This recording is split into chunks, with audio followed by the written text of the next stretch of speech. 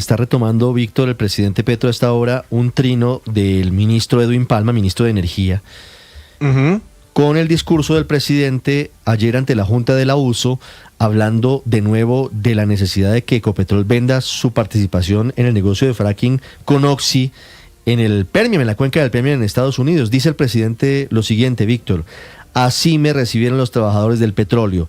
Se explicó, seguramente le faltó la tilde al presidente, las cifras técnicas del campo Permian y mi visión sobre el futuro del petróleo. Ahora se hará reunión con la junta directiva de Ecopetrol, seguramente, y altos ejecutivos para confrontar cifras y tomar decisión. El único que hoy está, bueno, con el ministro Palma, que están en la idea de vender el negocio del Permian, que según los demás implicaría la quiebra de Ecopetrol, es el presidente Gustavo Petro. Sí, Ricardo, además había justificado antes su decisión de no vender el Permian, en que pues no le gusta el fracking ni en Colombia ni en ninguna parte del mundo.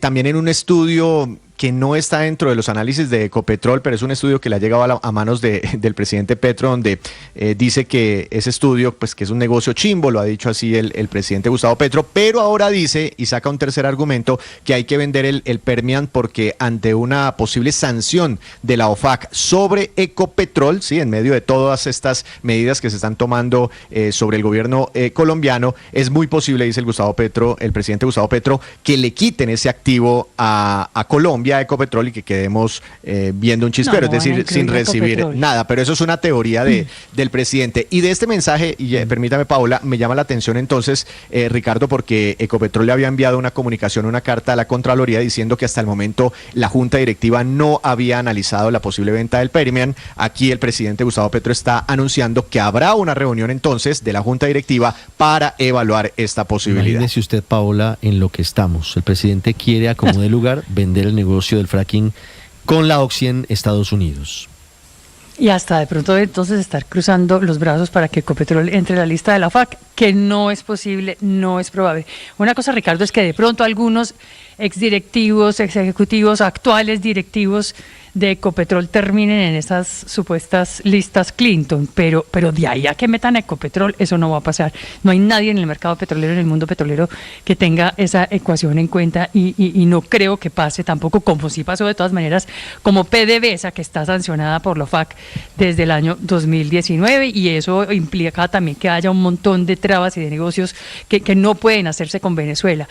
Pero no va a pasar, y por lo tanto tampoco va a pasar la supuesta venta del Permian, que finalmente dice que nunca se ha llevado a junta directiva el tema, luego de que nos habían dicho que sí, que era una de las razones por las cuales había salido la doctora Mónica de Grey, pero entonces ya nadie sabe qué está pasando ahí, pero no va a pasar, además porque la propia USO, que es el principal sindicato de Ecopetrol, se opone a la venta de ese negocio de fracking que efectivamente tiene Ecopetrol en los Estados Unidos, en esta cuenca del Permian. 9:39 minutos. Y no estoy muy seguro, Ricardo. Ya voy a hablar de la reforma tributaria, que hoy tiene un día clave en el Senado. Aurelio me decía.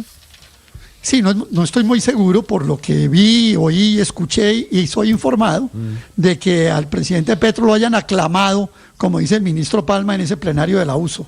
Claro, hubo quienes, como se sabe, hay 5 miembros de la Junta Directiva de la USO que sí quieren que se venda el Permian, pero la gran mayoría de la reunión no aplaudió al presidente Petro en eso, aclarémoslo también. Pero lo otro es que fíjese que ya ni siquiera toma argumentos de tipo ambientalista o de tipo de cambio climático, sino que se inventó que la gerente o el CEO de Oxy, una señora, le está pidiendo al Departamento de Justicia de los Estados Unidos que meta a Ecopetrol en la lista OFAC para robarse el Permian. Esto ya realmente se vuelve casi que una fábula para tratar de forzar una decisión que es quitarle el tanque de oxígeno que tiene Ecopetrol. Ecopetrol viene de caída libre. Si usted le quita ese tanque de oxígeno, que es lo del Permian, pues realmente hunde la empresa. Y ahora, eso tampoco es que se vaya a vender como un pan en la puerta de la esquina. Hay que valorar, hay que evaluar, hay que hacer... Y a este gobierno no le va a tocar tiempo para poder hacer esa transacción.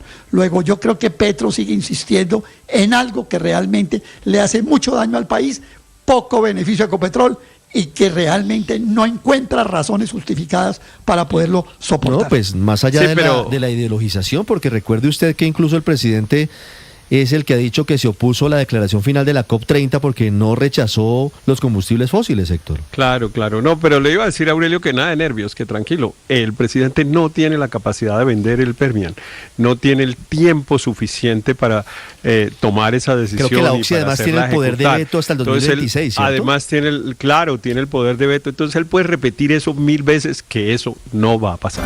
10:19, actualizamos las noticias, están en pleno acto de conmemoración de los 9 años de la firma del acuerdo de paz con las FARC en el Teatro Colón, en un acto al que asiste el expresidente Juan Manuel Santos y también asiste el alcalde de Bogotá, Carlos Fernando Galán, quien lanza muy duras críticas a esta hora a la política de paz total del presidente Gustavo Petro, con el contexto del escándalo revelado por Noticias Caracol. Cristian Correa.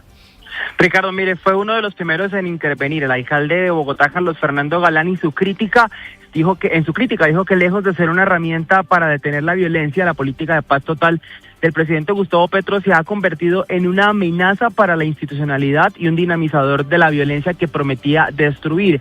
Además, dijo que debe ser claro y ninguna negociación de paz es posible con grupos armados que no tienen ninguna motivación política y que no son más que delincuentes organizados dedicados al narcotráfico. Y esto es aún peor si estamos ante una nueva infiltración de los organismos de seguridad del Estado por parte de esos grupos, como hoy se está denunciando. Abrir la puerta, como ocurrió, a una negociación política con disidentes del acuerdo o con quienes incumplieron ha sido una burla a los compromisos que se asumieron por parte del Estado colombiano.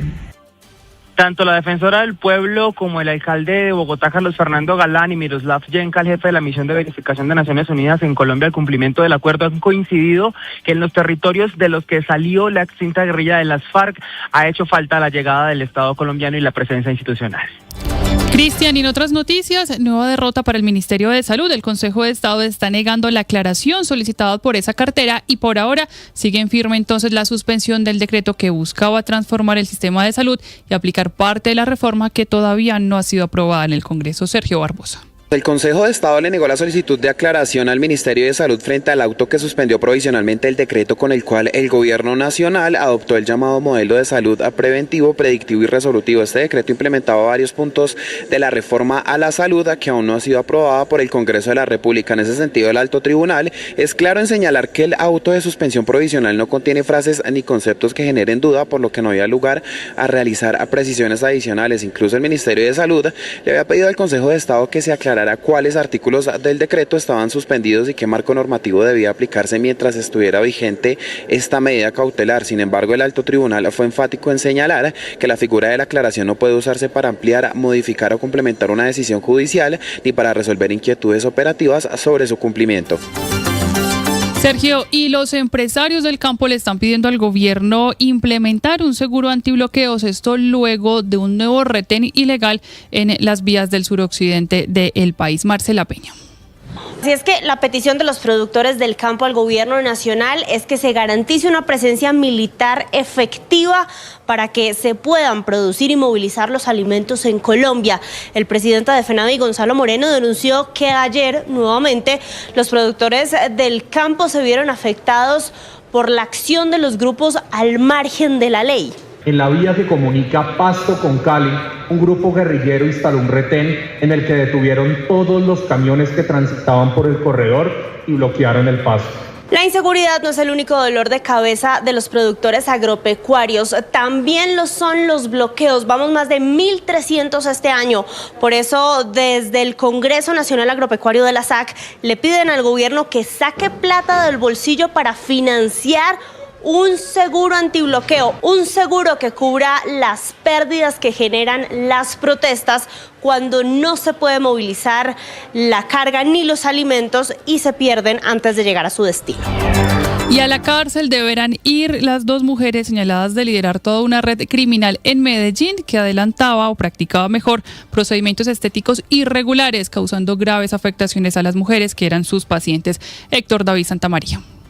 Y lo hacían, Valentina, en quirófanos improvisados ubicados en varias viviendas de la capital antioqueña. Se trata de Yarleni Mosquera Aguirre y Elizabeth Rojas Tobón. Según las autoridades, los establecimientos funcionaban sin cumplir las medidas de higiene y además ofrecían servicio irregular y donde las mujeres adquirieron una bacteria que les causó deformidades físicas y algunas limitaciones funcionales. Incluso la fiscal del caso contó que Yarleni Mosquera no tenía título. Conocida como la Yaya o la reina de la lipólisis láser, una de las líderes de la organización, cabeza visible, ejecutora principal de los procedimientos estéticos, porque era la señora Yarleni la que se hacía pasar por una médica cirujana para realizar la lipólisis Según láser. Las investigaciones, se habrían realizado de manera irregular en más de 50 intervenciones que fueron denunciadas ante las autoridades. Valentina. Héctor, gracias. Y fue asesinado un reconocido líder indígena, esto en zona rural de La Plata, en el departamento del Huila. Fue atacado por hombres armados cuando se dirigía hacia su territorio. Silvia Lorena Artunduaga.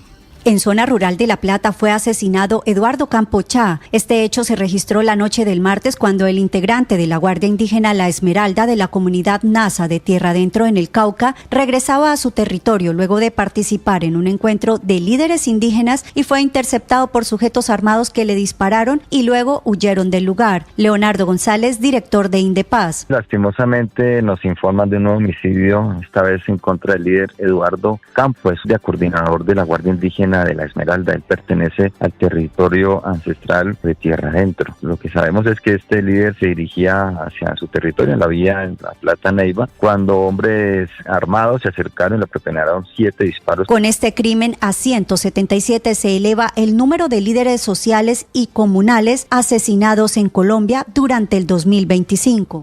10 de la mañana, 26 minutos. Comenzamos con información de Bogotá porque la alcaldía está pidiendo respuestas a los encargados de la recolección de basuras en la ciudad luego de los problemas que se dieron en la noche y la madrugada, donde en algunos barrios y localidades como Usaquén y también Chapinero no recogieron la basura en el tiempo que está establecido. Cristian, buenos días. Desde muy temprano los habitantes de los sectores de Usaquén y Chapinero están reportando que la noche de este martes no se realizó el servicio de recolección de basuras en varias zonas del norte de la ciudad. Como consecuencia, la mañana de hoy amaneció con acumulación de residuos en la calle 151 y sus alrededores, así como en la carrera séptima, generando molestias entre los vecinos y preocupaciones por la salubridad. Según los habitantes, la falta de recolección ha provocado que la basura se acumule en las calles, aumentando el riesgo de plagas y afectando la movilidad en algunas zonas. Frente a esta situación, Miguel Silva Moyano, secretario general de la Alcaldía de Bogotá, respondió a través de su red social en X, asegurando que se están tomando medidas para normalizar el servicio lo antes posible y que los ciudadanos serán informados sobre los ajustes en la recolección en las próximas horas. Hay que recordar que el operador encargado de la recolección de basuras en esta zona del norte de la ciudad es Promoambiental. Y hoy en Cartagena habrá un plantón para protestar y rechazar el feminicidio de la docente Beatriz Suárez, que recordemos fue asesinada ayer a manos de su expareja sentimental, Dálida Orozco.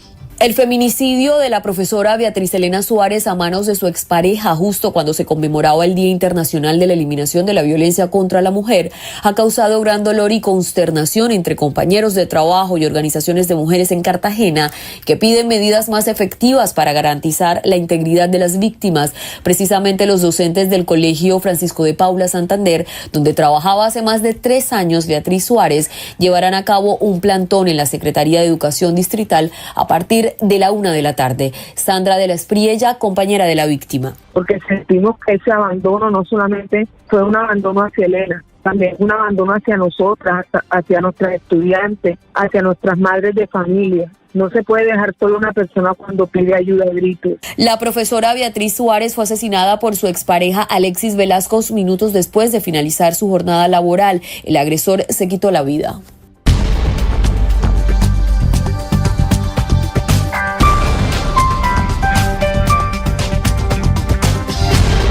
Las y la afición en juego y los datos de lo último en deportes se lo presenta Mañanas Blue. 10:29, extensa jornada de Liga de Campeones. A las 12:45 del mediodía, el Pafos frente al Mónaco. También a esa hora, Copenhague enfrentará al Kairat. Y a las 3 de la tarde, atentos, por Colombia, Luis Javier Suárez y el Sporting de Portugal enfrenta al Brujas de Bélgica. A esa misma hora, el Paris Saint-Germain se verá con el Tottenham Hotspur, mientras que el Olympiacos de Grecia recibirá al Real Madrid. Liverpool, al que le cuesta tanto la Liga Premier, recibirá en casa al PSV. Veremos qué pasa. Y el Eintracht Frankfurt, alemán, se verá con el Atalanta. El partido 5 estrellas, 3 de la tarde.